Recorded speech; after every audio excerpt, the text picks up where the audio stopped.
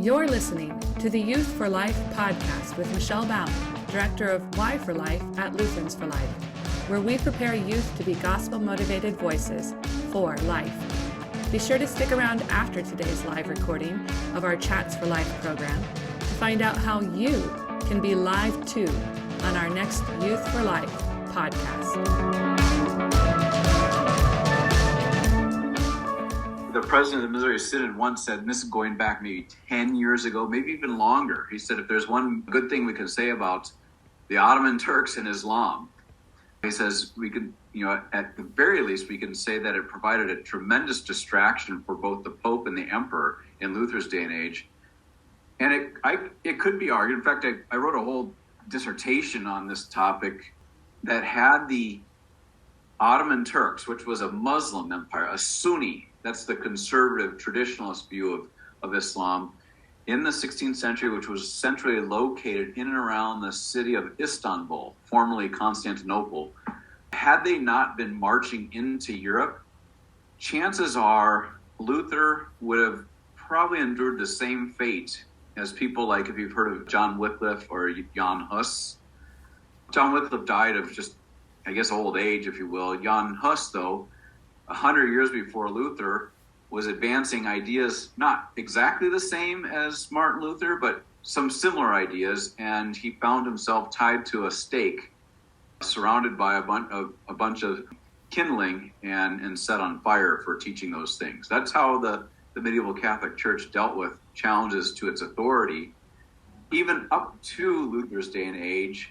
But because the Pope and the Emperor needed German forces, especially from the northern parts, they decided to not deal with Luther the way they normally dealt with people who challenged their authority. And so you could say, had it not been for that, we might not all be Lutherans. I mean, that's probably hyperbole, exaggeration, but it's certainly possible.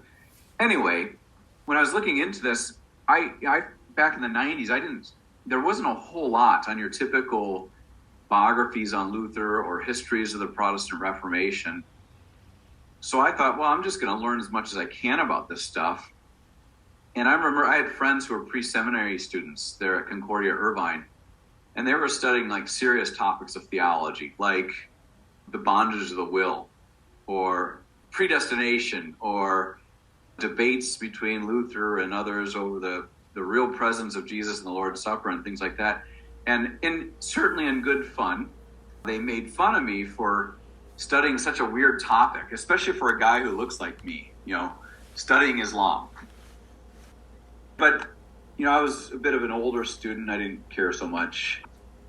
Then I kept doing that after I graduated. I was thinking about graduate work. And then probably around the time some of you were born, I don't know how old you all are, but in September 11th, 2001, you all know what happened on that day.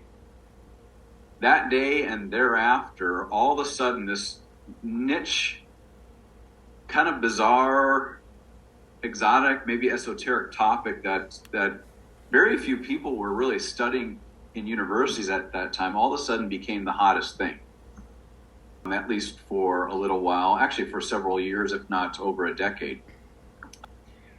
And I got sort of sucked into the speaker circuit on Islam and all these or other things. Then about 4 years ago, it started dying down, and certainly with the coronavirus pandemic, everybody's interest was something else. So it's a kind of a pleasure to come back and speak on something that I've dedicated like 20 years to doing to you all on Zoom, even if I'm in some small little town in Arkansas right now. I think tonight I would like to. It's a little hard to pull this off on Zoom, I think, and I've already confessed that I'm kind of dumb when it comes to Zoom, but as we go along, if you have questions, I'm going to try to keep this as user-friendly as possible and try to avoid technical words. If I do use some words that I think are important for understanding Islam, I'll do my best to remember to define them. But if as we're going through and you're kind of unclear on something, please do. I know there's a way to raise your hand in your screen. I'd prefer that over the chat only because, like most middle-aged men, I can't do two things at once. So it might I might completely miss it. So I think a raised hand on Zoom would be better, just so I don't miss your question. So let's go ahead and get started. I don't know what you all know about Islam. I know it looks like you all are college age, if I'm guessing correctly. So you probably in high school had a World Civ or World History or whatever they may have been called course that would have had probably a fairly lengthy treatment by comparison to, for example, Christianity of the history of Islam, at least before I made the brilliant decision to move away from the beaches of Southern California to the flat urban landscape of Chicago. It wasn't a brilliant decision, but I was involved in this affair with the public school system that a group had brought me in to speak on concerning the textbooks that they had adopted in California and other public school systems that alleged, I thought this was certainly correct. I mean, just by sheer page count, it was demonstrably true that the textbooks that public schools, at least in California and some other states, were using had a bias towards not promoting Islam such that they wanted every student to embrace Islam or anything like that, but they gave more attention to Islam and painted Islam in a much more positive light than they did, for example, Christianity. As an example, one textbook gave about 15 pages to the history and ideas of Islam.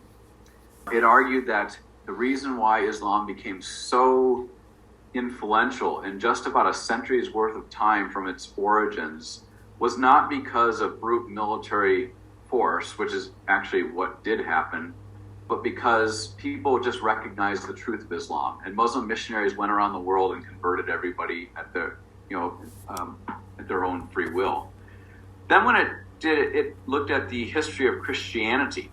It gave about 2 to 3 pages to Christianity, and it told the story of Christianity not around the gospel accounts or the life and teachings of Jesus, but rather focused on the Crusades and the Salem witch trials. It was a very skewed approach to history. So, but even so, in those textbooks, there was it did locate when Islam emerged. It talked a bit about Muhammad and some of the major themes of Islam. So I'm guessing that you at least know a bit of the geography, like you know where the Middle East is, for example. I assume you know in particular where Saudi Arabia is. So I'm just going to assume those sorts of things. And again, if you want any clarification, please feel free to ask. But let's start all the way from the beginning. In and around the year 670 AD, the story goes, a young boy named Muhammad was born. And over the course of 40 years, he was practically, for lack of a better way of putting it, a nobody. He doesn't really, there's no evidence of him in the historical record. In fact, as an aside, I should say that the biography of Muhammad is really quite sketchy. And I'm not saying that because I'm trying to critique Islam or anything like that, at least at this point. But just from a historian's perspective, the case we have from a historian's perspective for Jesus is absolutely remarkable for a person from the first century AD. We have 27 books in the New Testament that all bear witness to it. We have 4 accounts written by eyewitnesses or companions of eyewitnesses. We have other accounts of Jesus' life that aren't necessarily the best, and aren't in the biblical text, but confirm what's in the biblical text. We don't have anything like that with the life of Muhammad. What we have is a biography that dates to about 200 years after his death. So it's really hard. I'm going to tell you the traditional story, what Muslims would maybe tell you, or not maybe, but what they would generally tell you about the life of Muhammad. But please understand that the information on Islam or Muhammad's life really is not all that, it's not even close to being highly probable or reasonably certain or anything like that. It's quite sketchy. Anyway, from that traditional narrative, we're told that around 570 AD, I think I said 670 earlier, I meant 570, I apologize, Muhammad's born. For 4 decades, he's, at least in the historical record, a nobody. But according to the biographical tradition, when he's about 25 years of age, something changes in his life that kind of sets him up for the future. He marries a very wealthy woman, a woman named Khadijah, when he's 25 years old. She's about 40 years old. She's wealthy, and so that means for Muhammad, who is practically an orphan, his mom died shortly after he was born. His dad died shortly before he was born. He's turned over to the care of his tribe. Now all of a sudden he's got a woman who's taking care of him. And what it means, as you read the biographies of Muhammad, is that he no longer has to work as hard as he once did to put food on the table, to scratch out a living. And what the Muslim biographers will tell you is that after he marries Khadijah, Muhammad devotes his life, or begins devoting his life, to religious or spiritual pursuits. The biographies say from 595 AD to about 610 AD, so 15 years, he's asking himself all sorts of big questions about religion and God and God's relationship to humankind and so on. And he would even make what might be described as spiritual retreats. There's a in and around the city of Mecca, where Muhammad was born and raised, there's a cave system just to the east of Mecca. And he would go into these caves and sort of meditate, not the way people who practice yoga or something might meditate, but he would sit there and just sort of ponder questions like, not does God exist? Very few atheists historically, but he'd ask himself questions like, the Christians claim there's one God, but he's 3 persons and one divine being. The Jews say there's just one God and he's one entity. My fellow Arabs believe that there's a whole multitude of gods. In fact, if I don't know if you've seen it, maybe in a documentary or usually in the news every year when Muslims go on their annual pilgrimage to Mecca, there's a big square-like structure that they call it circumambulate. They'll walk around 7 times as an act of devotion. That's called the Kaaba. It's allegedly in Muslim folklore, it was the first mosque built by, some say Abraham, others say Adam and Eve built it. Now, there's no reason to believe that's the case, but that's what Muslims claim. In Muhammad's day and age, that Kaaba was filled with, allegedly, hundreds and hundreds of idols or graven images that the Arabs would annually take turns venerating, offering sacrifices to. So Muhammad's asking for not in a way, he's asking good questions. He's a man who's an Arab. He's surrounded by what we could call polytheists, people who believe in a bunch of different gods. He's had some experience with monotheists, like Jews and Christians, and he knows, unlike a lot of postmodern relativist Americans don't know, that they can't all be true. So he's asking himself the question, well, which God is the true God? And maybe the Arabs and the Jews and the Christians, they don't even have the true God. Maybe God is something totally different. The way the story goes is about 15 years Muhammad's asking these sorts of questions. He's in a cave in 610 AD. In the 9th month of the Arab, the Arab calendar, that's a calendar marked by the phases of the moon, a month called Ramadan, which is the month Muslims are in right now. And as he's pondering these big questions, he begins to feel a presence in the cave. So the biographers tell us. And he even begins to hear a voice. One tradition says the voice is accompanied by an angel of light. If you know your biblical New Testament text, that might make you recall Galatians chapter 1. But he hears this voice that tells him that he's to essentially go and proclaim something. And he asks several times, well, what is it I'm supposed to proclaim? And the voice says, you are to proclaim that there is no God but Allah, And Allah has in the past revealed himself to prophets and through books. That little what Muslims call revelation from Allah, and from here on out I'm probably going to use the phrase Allah interchangeably with God. Please don't take that to suggest or to mean that I'm suggesting the God of Christianity or Judaism is the same God of Islam. That is not the case. You'd be really hard pressed if you actually read the Quran alongside the biblical text and looked at its descriptions of God. There's just no way the two can be reconciled. But the Arabic term Allah literally translates God. So I'll just use it interchangeably, but please don't be confused on that point. Anyway, Muhammad hears this voice from 610 AD. When he first hears that voice, it takes him a little while, but eventually he starts to see himself as a prophet of this God, Allah.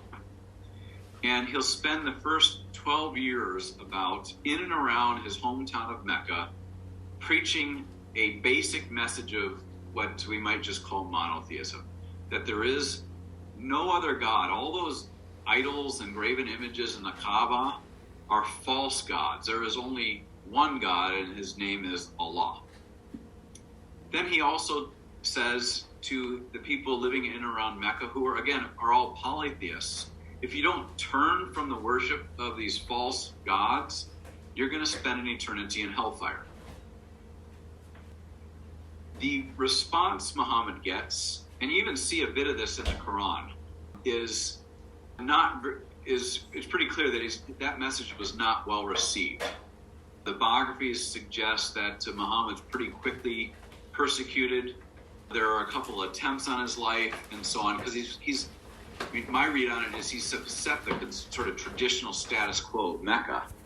So they effectively run him out of the city, and he's eventually going to move. And this is a huge event in the history of Islam. In the year 622, Muhammad makes what's called the Hijra, which is just Arabic for the migration out of Mecca all the way up into a city about 170 miles to the north that was originally called Yathrib, but its name was changed to Madinatu Nabi, which in Arabic just simply means the city of the prophet. We now just call it Medina. And from 622 until 632, that's when Muhammad dies, that's where Islam really comes into its own, where it ceases to be just sort of a basic message of there being just one God to the Islam you perhaps heard about, with all its particular doctrines, its call to jihad and so on and so forth. But the reason why I say 622, this move up to what will be called Medina, is so important is in traditional Muslim texts, their year one is not the year that Caesar Augustus was emperor of Rome and Jesus was born, but rather their year one is 622 AD. To suggest that that's really when Islam begins. Why do I make a big deal about this? I probably shouldn't ask for a raise of hands because it just gets confusing, but just a nod, if you will, or maybe just like a physical raising your hand. Anybody read the Quran here? Or parts of the Quran? Okay, is it Nicole? Did you find it, you can shake or nod your head, did you find it easy to read? Chronological, linear, and just super easy to understand? It's okay if it wasn't. I've probably read it 20 times now, including in Arabic, and it is extremely difficult to make sense of. The reason why the Quran's so hard to read, so that bit I didn't quote it verbatim, but that what the voice that Muhammad hears in the cave in 610 AD, that's seen by Muslims as the first word from Allah given to Muhammad, like the first chronologically, and it's located way at the end of the Quran, chapter 96. One of the difficult things in understanding Islam, especially if you're trying to understand it on the basis of its own source material, like the Quran and other texts, is that the Quran is put together in simply by order of longest chapters first and shortest chapters towards the end.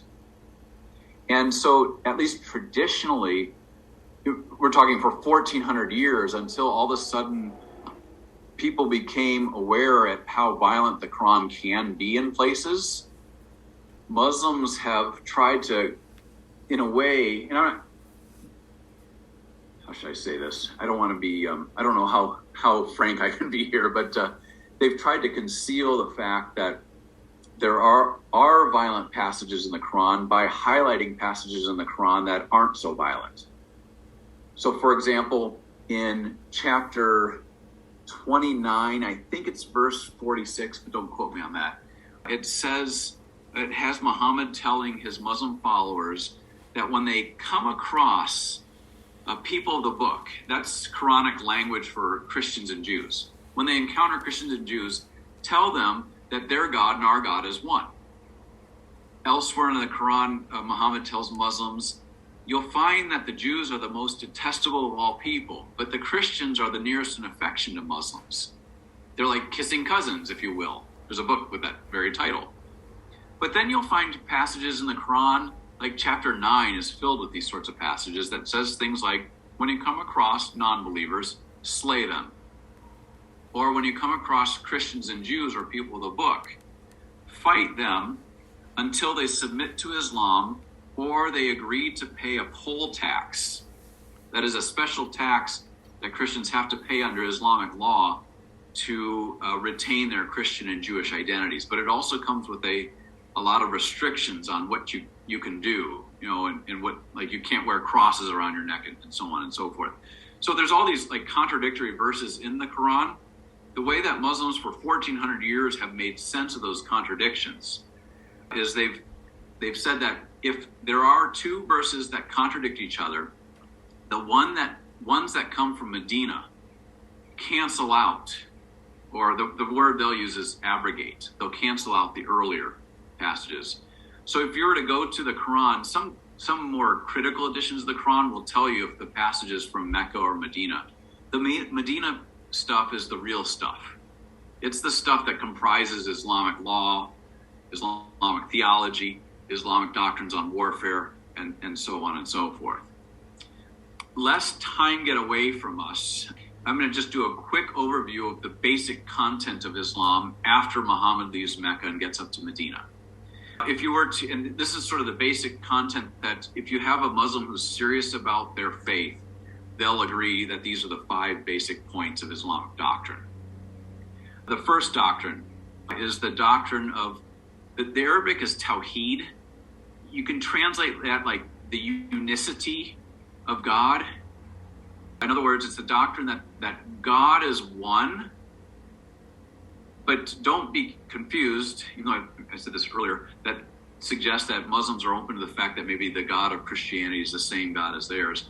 Islam emphasizes that God is one in essence, but also one in person. So you might say that a Unitarian monotheism. The Quran's very emphatic, in fact. It says throughout that God is one. He does not have a female consort. He does not have a son. In fact, in chapter 9 of the Quran, it says, it's chapter 9, verse 30, says that the Christians claim that Jesus is the Son of God.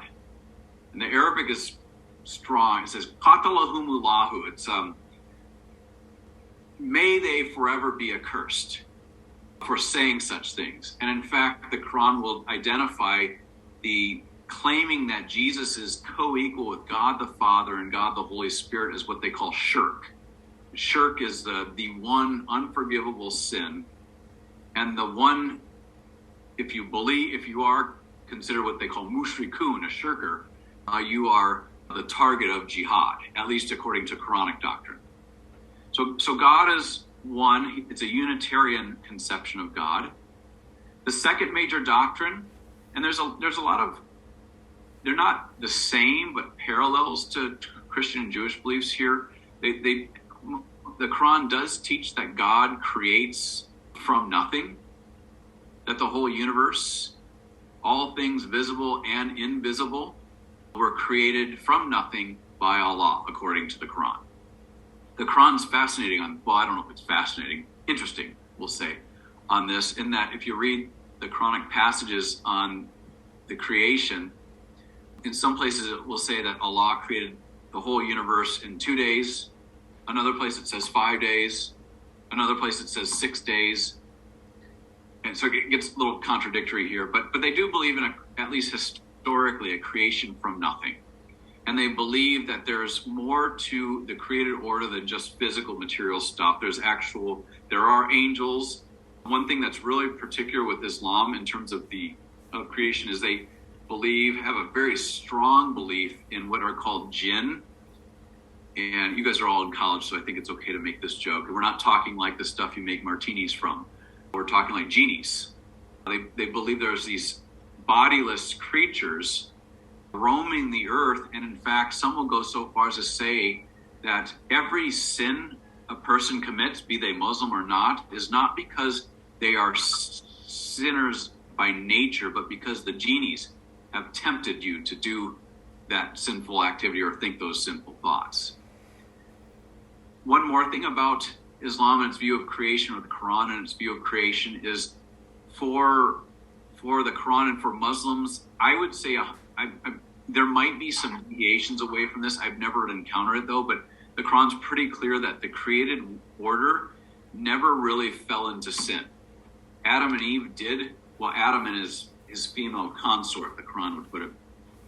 Eve is never named in the Quran, but they did eat from a tree in the middle of paradise, which was up in the heavens, not on earth.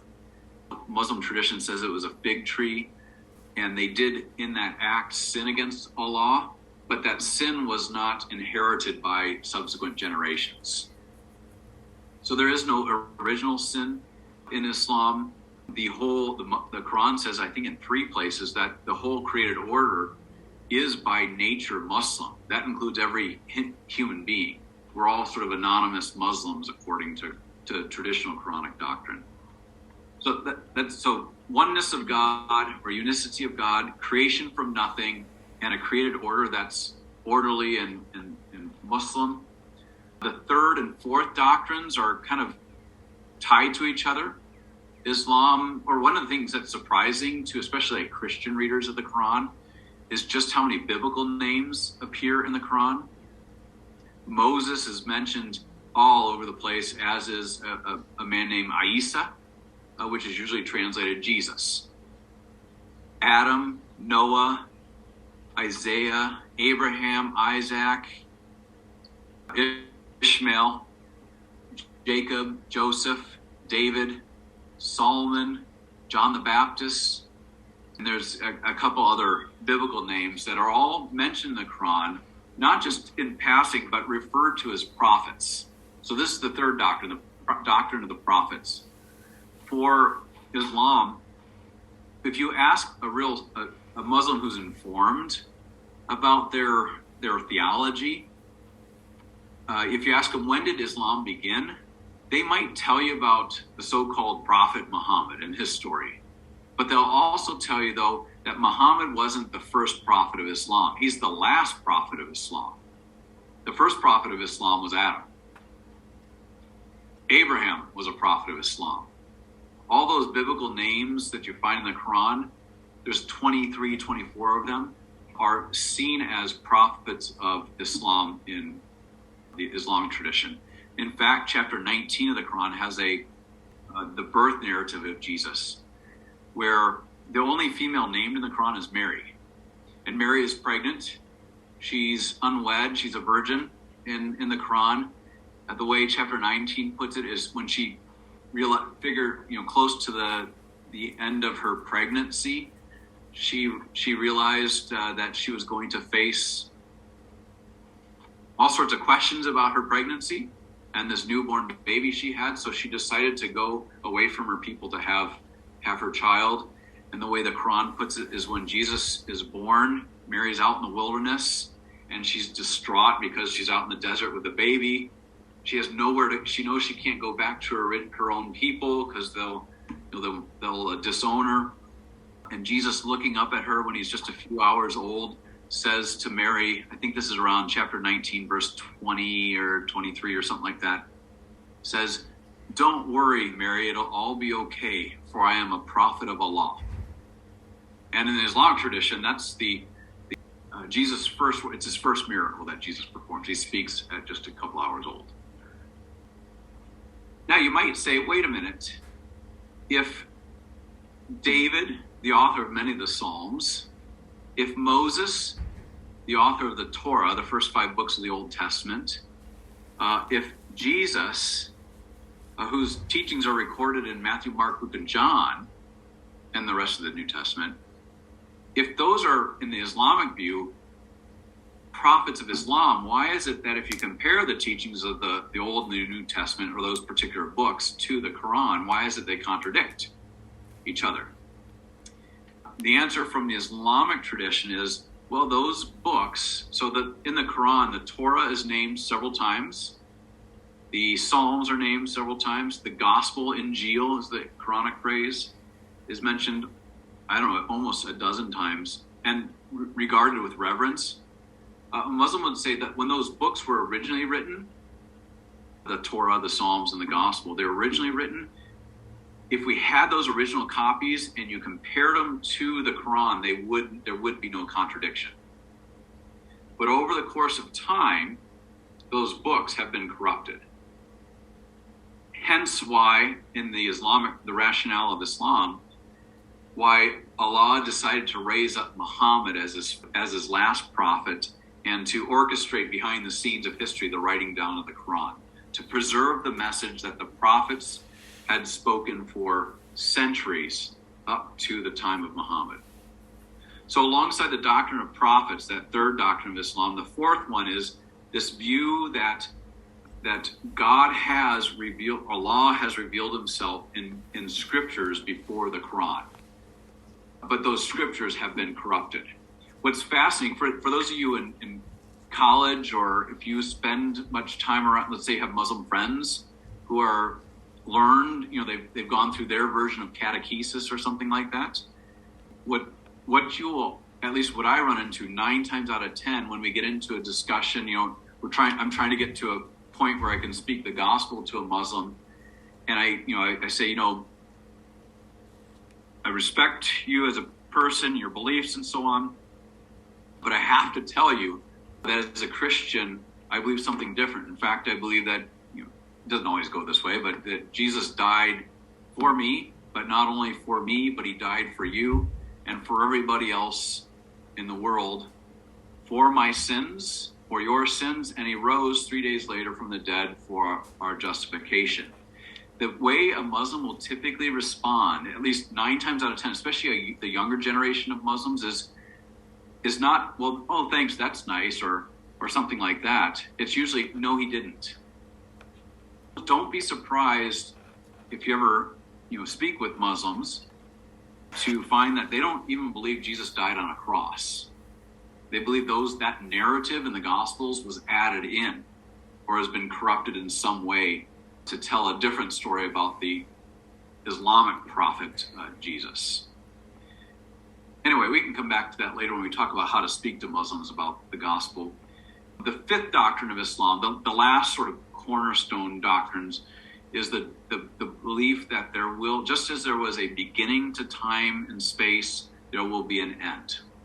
They call this the doctrine of the final judgment.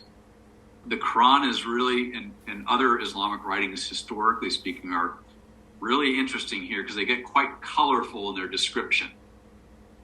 But the basic story amongst all these sources is that there will be a time when Allah decides enough is enough. He will have one of his angels blow a trumpet, and all the dead and all the living will be raised up into the sky, and every individual human being will be judged on the basis of their good and bad deeds. Which, that probably isn't all that surprising. That kind of parallels some biblical themes, but when you get into the details, that's where things get interesting. The Quran says that when that resurrection of everybody happens, the Christians are going to be kind of in one place amidst all these other people. And I suspect there might be a whole bunch of Lutherans in the far corner pretending they're the only ones there. That's a joke, sorry. Probably a bad joke. But when the Quran says, I think it's what chapter is it? I've forgotten the chapter. I can send it to you later if you're really interested in it. But the Quran says when the Christians are being judged, Jesus, the Islamic Jesus, is going to come back because he never died on a cross. Remember, in the Islamic view, Jesus actually kind of snuck off. Somebody else was arrested and hung in his place. Most Muslims will tell you. Most will say it was Judas. Some will say Simon. But Jesus sort of disappeared and went off into the heavens. He's still there. He comes back, and the Quran says that Allah will point to the Christians and he will ask Jesus, did you tell these people or teach these people that they are to regard you as Lord? And Jesus responds to Allah and says, I would have never taught him such a thing. And then in Islamic tradition, it says, then Jesus dies and then he rises too, just like everybody else. Because in Islam, Jesus is just a human. He's a prophet, but he's merely a human too. So now there's a lot more to the final judgment. If you spend much time with Muslims, you'll find that some of them believe in kind of a free will, that like at the last day, depending on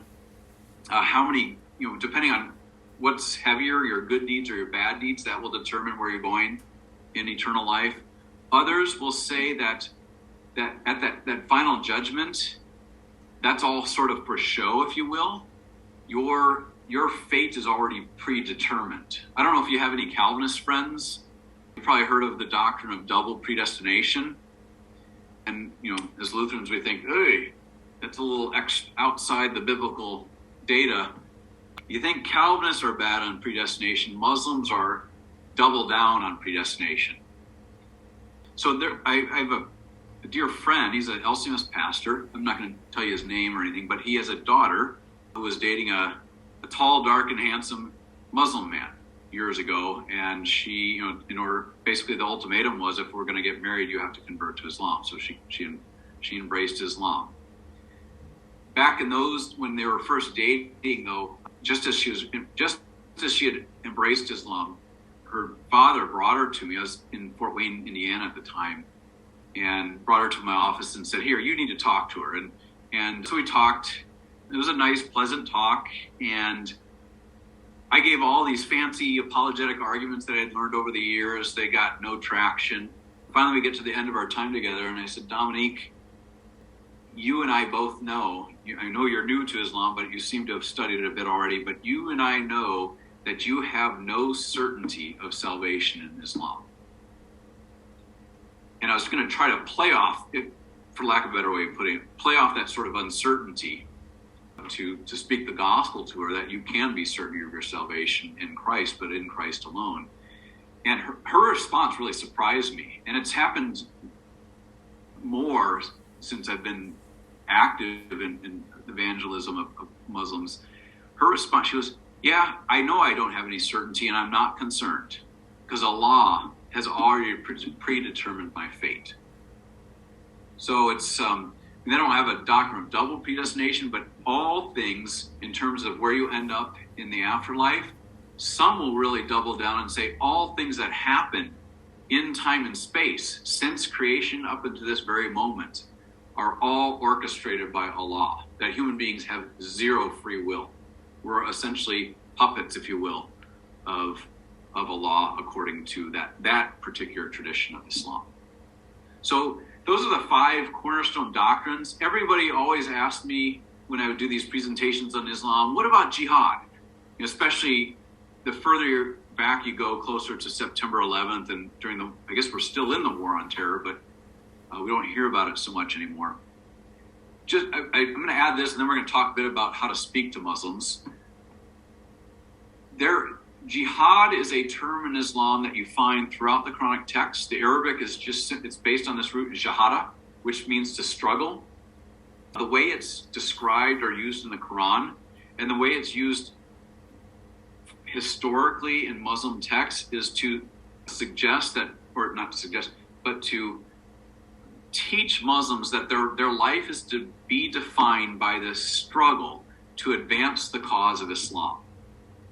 And that struggle can take 2 different forms. It can be a struggle, a defensive type of struggle. So to defend the honor and the integrity of Islam. You've perhaps heard of, I guess the most recent one was in Texas. Well, let's jump to France. We'll pick on the French for a bit. You've heard of the Charlie Hebdo newspaper affair, where they ran a bunch of pretty, I'm not the most pious guy in the world, but they're pretty distasteful cartoons about Muhammad. They made like South Park episode on Muhammad look like child's play. They ran those cartoons, and some Muslims went in and attacked and shot up the headquarters and killed a bunch of people. Cartoons that ran in Denmark, or maybe it was Norway years before that, led to several killings across the globe. All that was seen by those who perpetrated those murders as jihad, things they believed they were required to do to defend the honor of the so-called Prophet Muhammad. There's another form of jihad that's the opposite of the defensive. It's more of an offensive. This is the type of jihad we see historically. If you were to go back to, let's say, 632 AD, the year that Muhammad dies, Islam would have simply been a religion in the Arabian Peninsula, or what we call Saudi Arabia today. Fast forward 100 years after his death to 732, Islam is making inroads into the far eastern parts, I guess it'd be the western parts of China. You've perhaps heard of the Uyghurs in China, who are now, hundreds of thousands of them are locked up into concentration camps, forced to do labor. The far interior of China, though they're all descendants of that first wave of expansion of Islam into way back in the 8th century. Islam makes its way all the way across North Africa. It brings down the Persian Empire that had been around for hundreds of years at that point. It whittles away at large swaths of the old Eastern Roman, or some would call it Byzantine Empire. Even makes its way into mainland Europe in 711 AD, when it crosses into Spain, and even in 732 makes its way into France, but is turned back by a man named Robert Martel. So over 100 years, it now stretches across multiple continents. How did that happen? The way Muslims would explain that, if they're being honest, is through this doctrine of the offensive jihad, to cause the advance, that is, the political and the legal advance of Islam as far as you can. Now, does that mean every Muslim is interested in those types of jihad? Thankfully, no. Especially nowadays, it seems, in the American scene, while we don't really know exactly how many Muslims, but Islam has grown quite a bit in the last 30 years. I think 1990, there were maybe 30 mosques in America. Now there are something like 3,000 or 4,000 mosques. So it's institutionally has grown quite a bit. There are probably about, some say, close to 10 million Muslims in America, which is percentage-wise small, but quite large. In fact, it's the second largest religion in America. Trying to figure out like what those there are different Muslim groups in America. Some of them are outright pacifists. They're especially concentrated in places like Oregon and Chicagoland. They're called the Ahmadiyya Muslims. They're in America because they've historically been persecuted by Sunni Muslims. They've been, horribly persecuted by Sunni Muslims, mostly because they're kind of like the Mormons of the Muslim world. They're not really Muslims. They claim to be, but they have doctrines that just can't be squared with the Quran. But there's quite a few of them here, and they're committed pacifists. They make great friends. Really good to be friends with a Ahmadi Muslim right at the end of Ramadan when they celebrate the breaking of their fast. If you get invited to one of those, you should go if you like eating roasted lamb and things like that. Other groups in America, the two other major groups are the Sunni, and that's the majority of the Muslim world. Across the planet, there's 85% of Muslims, if not more, are Sunni Muslims. Those are the staunch traditionalists who believe that Islam cannot change. Islam, the way it's taught and the way it's practiced, should correspond to the Quranic text. Then you have the Shia. They're concentrated around the country of Iran, but there's quite a few of them in America. Most of the Shia in America, though, left Iran, or their families left back in the late 1970s with the Iranian Revolution, so they tend to be more secular-minded type Muslims. It's a whole mixed bag here in the U.S. But, like I said earlier, there are those 5 basic doctrines that all Muslims across the board are going to believe. And believing those things, they pose, there's a whole lot of stuff to the Muslim worldview that really keeps them from hearing the gospel as it is. First of all, for Muslims, Jesus was just simply a human. And a human who was a prophet, but a human who did not die on a cross. So he didn't die for sins. He certainly didn't rise from the dead, and so on. And as you and I know, that the gospel is not just God loves you. That's it very generally. But most specifically, the gospel is Jesus dying for sins and rising for our justification. So how do you speak that to Muslims when they don't think Jesus died on the cross in the first place? How do you speak the gospel to Muslims when they don't believe that they're by nature sinful and unclean? It makes it extremely difficult. This is going to be real basic, and some of it's going to be kind of commonsensical, I'll admit. But given the sort of climate we're in, maybe not so much now, but certainly in years past, where Muslims are very guarded, because there have been some instances in the United States where people have taken out something that happened in the Middle East on Muslim populations. I remember right after September 11th, there were a few instances across the country where, for example, there was a Muslim cab driver who was drug out of his taxi cab and beaten within an inch of his life. So there have been things like that. There have been, and rightfully so, I'll add, not that the FBI have infiltrated mosques in the United States to try to identify which ones are radical mosques, because there are quite a few radical mosques in America. If you're so inclined, if you go to YouTube and type in jihad in America, or I think it's jihad in America, it was a PBS special done in the 1990s where people went into mosques with cameras and videotaped the sermons that were encouraging Muslims going to those mosques to rise up and to overthrow American government and blow up American buildings and things like that. So there's a lot of caution amidst Muslims when it comes to especially Christians who are conservatives of whatever sort.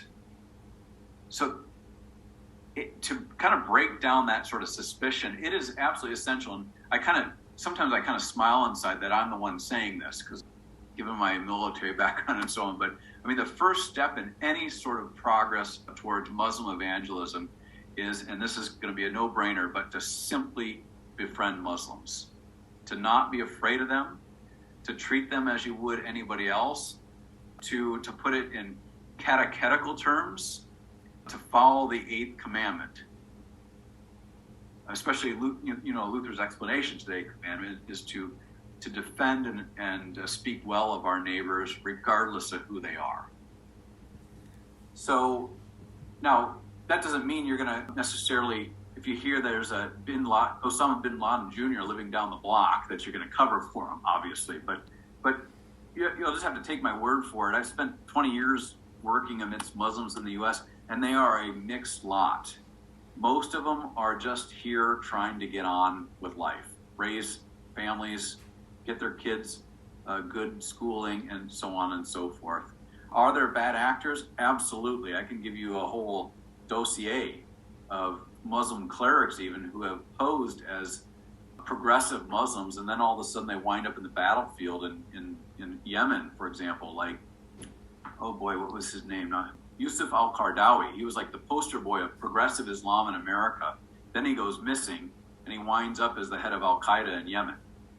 So there are those bad actors. Those bad actors aren't going to want anything to do with, especially females who aren't Muslim, but they're not going to want anything to do with Christians. So if God puts a Muslim in your life, either at work, maybe on campus, maybe in a classroom, maybe in the same street you live on or whatever, take those opportunities to treat them the way you would anybody else, and perhaps you might become a friend with a Muslim.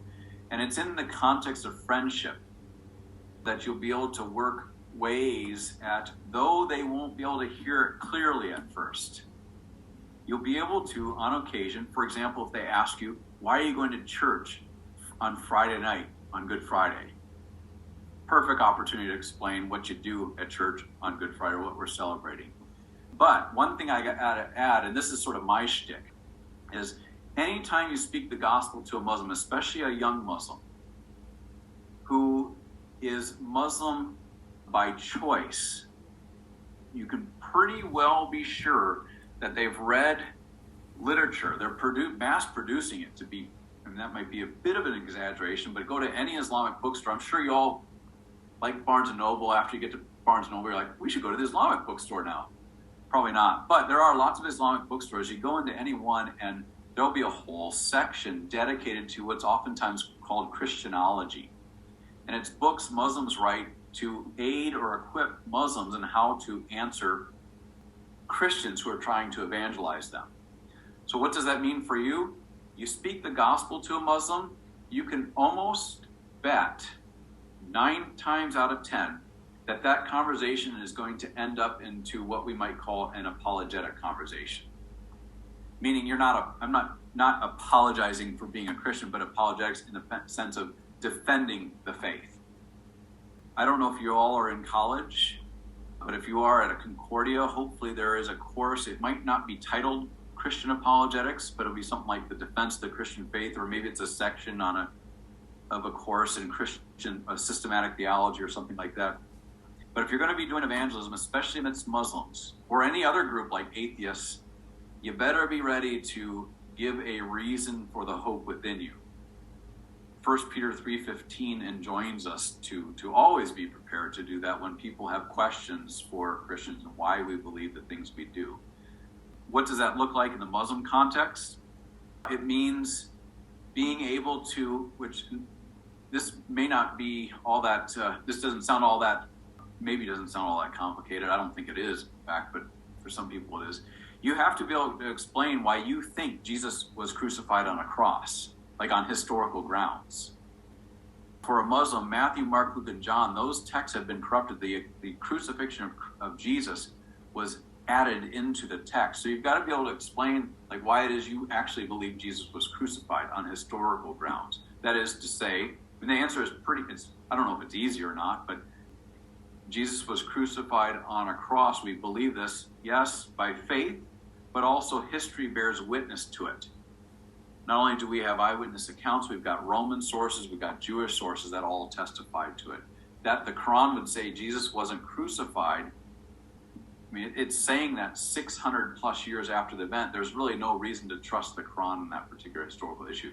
So those sorts of conversations, the deeper you get into conversations with Muslims, those are the sort of issues you're going to face. And Scripture enjoins us to be prepared to do that. Now, I'm going to close with a little bit of a story. A little bit of a story of a friend of mine. He used to be named Bassam. He used to live in Dearborn. We used to call it Dearbornistan, Michigan, right just west of Detroit. And I was invited up there years ago to do a talk at the Henry Ford Memorial Library. And it was a perfect opportunity to have a captive Muslim audience. And I was asked to give a case for the Christian faith. So, it's a pretty big auditorium. I don't know, 400 or 500 Muslims and some Christians from the local, there was an LCMS church up there in Dearborn.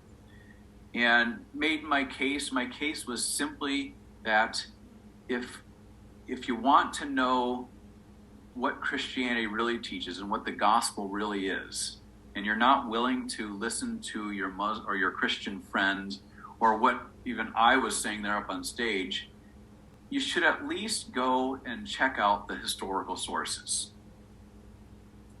And I encourage or challenge the Muslim. I said, I'm well aware that you all have, our Q&A period, of course, revealed this. They were widely read. They had read lots of Muslim polemical literature that had critiqued Christianity up and down. My challenge that I left them was if you all have read a lot of things by Muslims on Christianity, but if you want to read something that is a primary source, if you want to read something from an eyewitness to the life and teachings of Jesus, either read Matthew or John. Mark and Luke are good too, but those are companions of eyewitnesses. Read one of those Gospels. And then, I gave him, it was kind of a mistake, but I gave my email address out on the PowerPoint. It was kind of a mistake. But anyway, after that presentation, I don't know, it was maybe a couple weeks, this Bassam contacted me. He had actually stuck around towards the end. There was about six young Muslim men, wonderful guys, all looked like MMA fighters. They had cauliflower ear and a little intimidating for a bit. But we exchanged, I gave Bassam and a few of them my business card. I had my phone number. Bassam contacts me a couple weeks later. And, he says, hey, just want to let you know that I am reading the Gospel of John, but I can't make sense of it. What does this mean? In the beginning was the Word was God, and the Word was with God, and the Word was God, and so on. I said, well, we should get together and talk. And he said, well, is there somebody up here I could talk to? And so I gave him the name of a pastor up there, and I didn't know what he was going to do with it. But 8 months later, Bassam calls me, and he says, hey, Adam, what are you doing this weekend?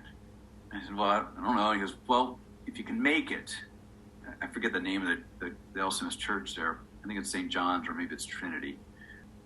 He says, if you can make it, I'm going to be baptized on Sunday. And I said, well, hold up, Bassam. There's a lot of space in between when we talked last and now. What happened? He said, this, to make a long story short, he said, well, I couldn't make sense of the Gospel of John. I needed somebody to help me, and I went to go visit the pastor. His name was Rod. I won't tell you his last name. I don't know why. I'm trying to just to be on the safe side. He walked me through it, and I found at the end of it, I just started believing it.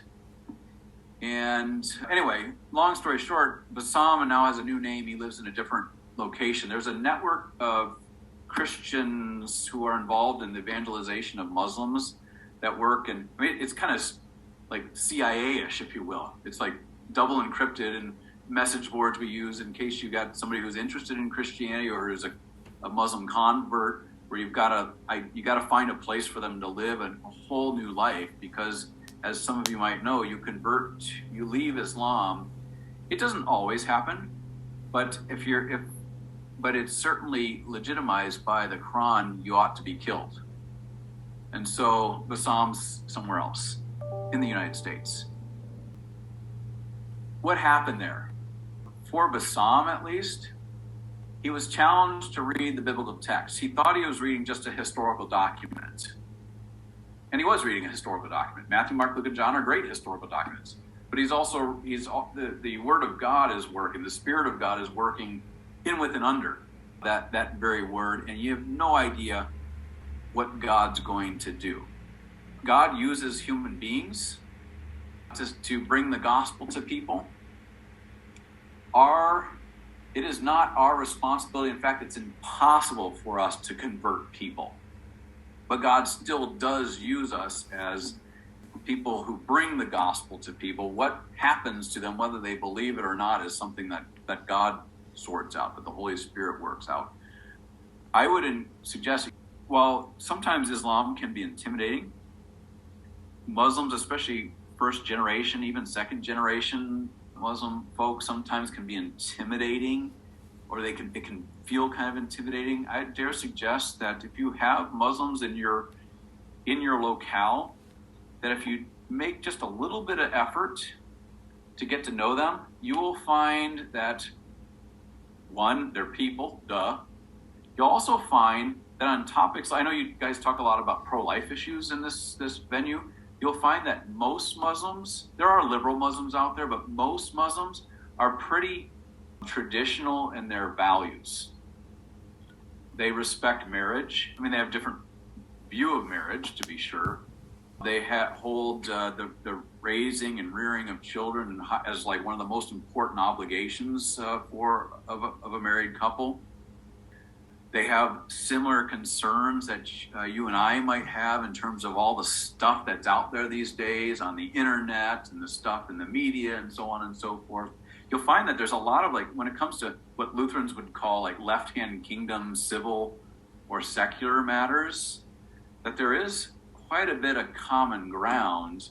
And it's in that common ground where friendship is nurtured, and over the course of time, and it cannot be rushed, but as you earn the respect, as you earn the trust of that Muslim, you'll find, and it might be years down the road, it might be just a few weeks, that God will open up doors where a Muslim might ask you just what it is you believe and why you believe it. And it's in those particular instances where Christian evangelization of Muslims really takes place. It's not necessarily the auditorium at the Henry Ford Memorial Library. Those are like one-off things. But and one last thing, even though we're past time, it cannot be reported publicly.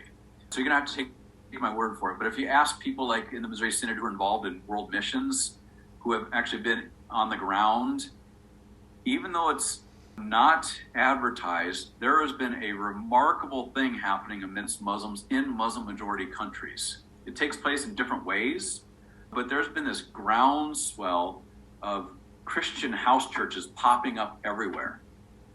As a result, some, you've probably heard of dreams and visions and things like that. In other places, it's Muslims send their kids to university in America.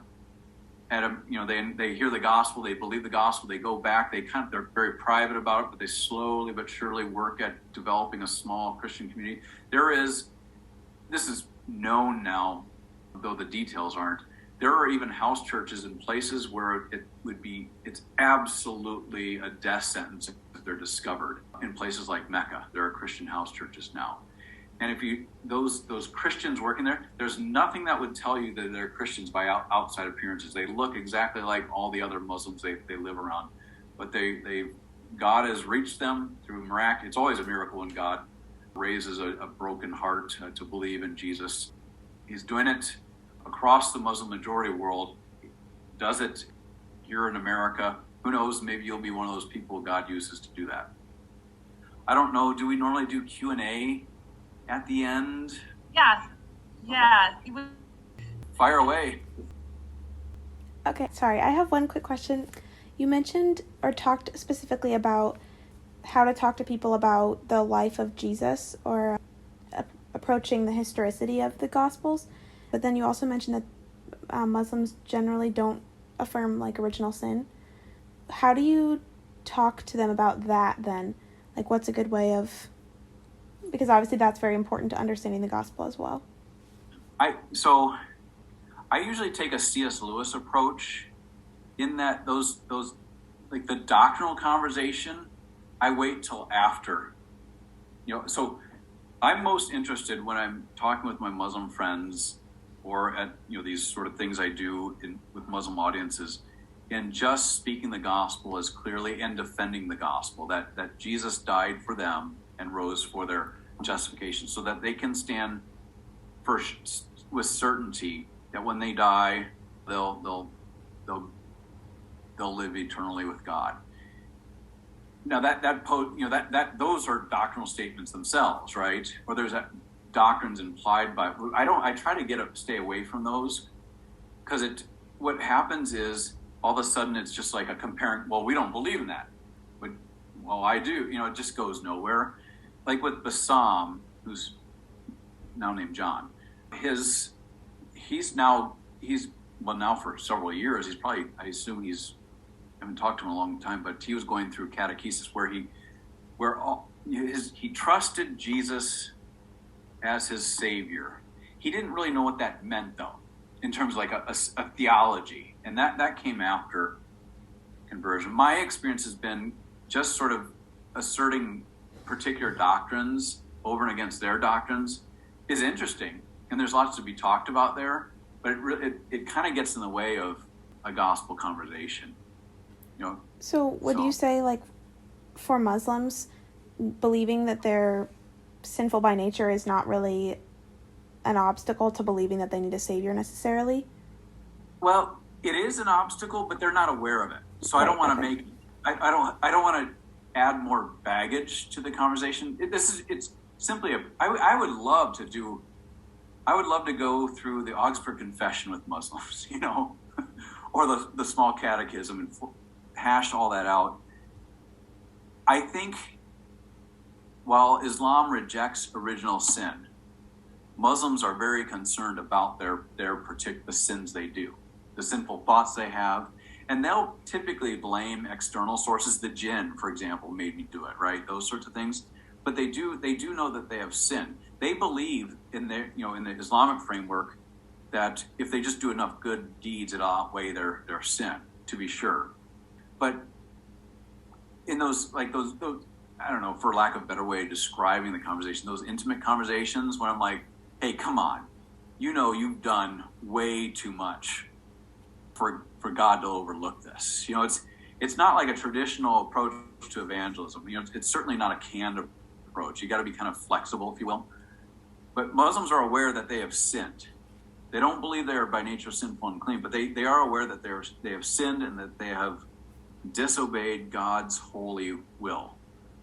And it's kind of there. And C.S. Lewis, in his Mere Christianity, says when people realize that, regardless of whether they're Muslim or atheist or whatever, that's when Christianity can finally start to talk. Is when people realize that they have not just offended, but they've done something that God justifiably should kill them for. So, that sounded kind of weird the way I put it, but you know what I mean. Any other questions? I do have one more if nobody else has questions. You just mentioned that Muslims tend to agree with us socially on social issues with us, like life issues. Do you think that they don't? We have tons of Catholics, tons of Lutherans and even people of all different walks of life involved in the pro-life movement, but I don't see a lot of Muslims in that. Is that because they are very much like, I don't know if sectarian is the right word, but they wouldn't participate kind of in like public ways outside of a Muslim thing? Does that make sense? Yeah, really good question. It's a couple different things. One is there are some, but it's very few. They can be very sectarian, if you will. But I think it's more just they just don't want to be seen as pursuing a common cause with Christians and Jews and Catholics or what have you. At the same time, there is in Islam, in the legal tradition, so when a legal question is raised in Islam, if it's not addressed directly in the Quran or the example of Muhammad's life, what's called the Hadith. So one hot button issue here in the U.S. years ago was, can Muslims drink Coca-Cola?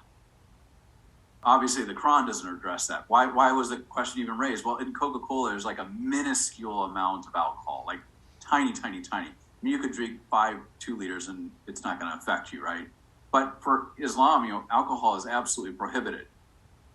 Even though I've got Muslim friends who are naughty and imbibe sometimes. Question about abortion. There's a whole history of Islamic conversation about abortion. And interestingly, in the Sunni tradition, their view of when life begins is after the first trimester. So they're not necessarily opposed to abortion, like a blanket opposition to it. So that might be another reason. I've got Muslim friends who are pro-life, from start to finish. Some of the Muslim academics I know will point out, they'll oftentimes use Islam's, at least the Sunni tradition's, openness to abortion up to the end of the first trimester, when that human, to point out how progressive Islam can be, so it's kind of a mixed bag. I think probably most of it though is they just don't want to. Muslims don't want to be in the public arena so much. There are some public personalities, but by and large they kind of keep to their own communities.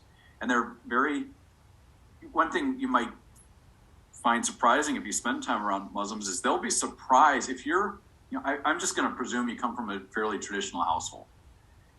I've had it happen quite a few times where Muslims are surprised when as we're becoming friends, when I start telling them my opinions on things, even if they're not asking, I tell them my opinions, right? And they're oftentimes surprised at how, as a Christian, I'm so conservative on things.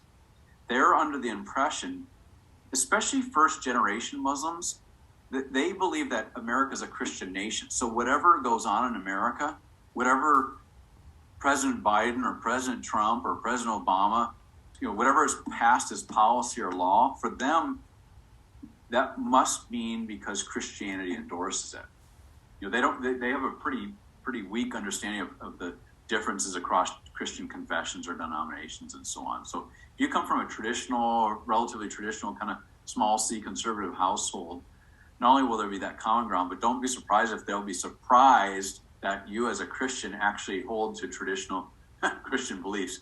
Because most of the Muslims who have experience with Christians is usually in the context of like interfaith dialogue type of things. And what type of Christians go to interfaith dialogues? It's usually like the super liberal, if you will, or progressivist Christians. When I lived in Fort Wayne, there was this interfaith group that it frustrated me so much because the spokesperson for Christianity was somebody who didn't even believe Jesus was born of a virgin and died on a cross and rose from the dead. It was like one of these sort of fake type Christians. I won't tell you any more about the person, but so finally I'm like, well, you know what? I'm just going to do these things. And they were surprised when we had these panel discussions that the audience and the Muslims, they were like, we've never met a Christian who actually believes Jesus was born of a virgin and actually rose from the dead and believes in a creation from nothing and so on.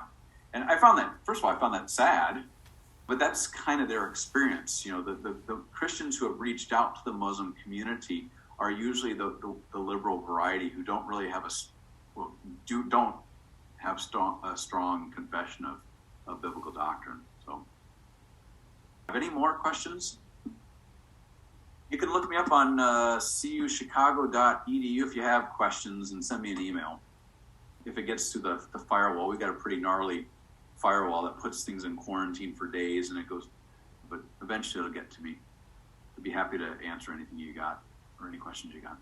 So, if you got any questions about apologetics, that's sort of my baby. I'd love to answer those questions too. So. Well then, everybody have a great night. Dr. Francisco, thank you so much again for coming. Good night. Thanks for joining us for today's life topic. Check out whyforlife.org or email Michelle at whyforlife.org to find out how and when you can go live with us at our next Chats for Life session. Or join us next time, right here at Why for Life Podcasts, where youth learn how to be gospel-motivated voices for life.